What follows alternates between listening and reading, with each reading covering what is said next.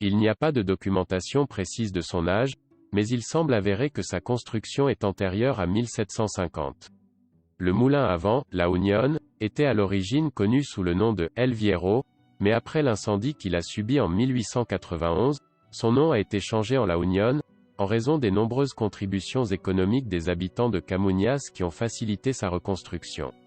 Les machines ont été acquises à Campo de Criptana, dans un ancien moulin désaffecté appelé El Sardinero. Sur le plan architectural, il suit la typologie des moulins-tours, apparemment établis en Hollande entre les XVe et XVIe siècles.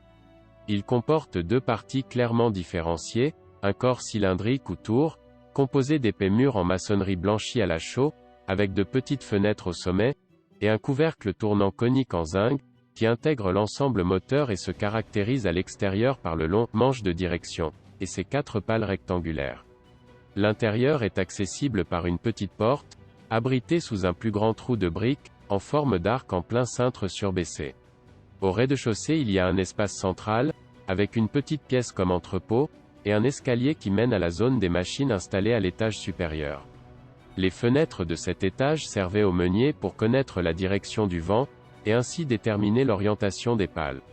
Ceux-ci sont situés en tête de fût et sont accouplés en croix, un bras devant l'autre, formant quatre pales formées par un bâton central, ou voile, quatre tiges latérales, et parallèles à la précédente, et 16 traverses ou tissées, formant une grille autour de la bougie. Chaque bougie est attachée à une autre vis-à-vis par une tige plus épaisse, appelée macho, et sur une autre plus courte, appelée remacho. À la verticale, du couvercle, traversée par l'axe, se trouve la roue Cataline, qui est en bois de chêne et est munie de dents. C'est la pièce la plus frappante de tout le mécanisme, qui, sous l'action du vent, met en marche toutes les machines. Les moulins à vent sont arrivés en Espagne aux mains de l'empereur Charles Ier. En Hollande, patrie de ces géants du vent, les moulins à vent sont conçus pour extraire l'eau à l'aide de seaux. En Castille, la conception est adaptée pour que le mécanisme mette en mouvement une meule capable de broyer le grain et de le transformer en farine. En Castille, il y avait environ 2000 moulins à vent.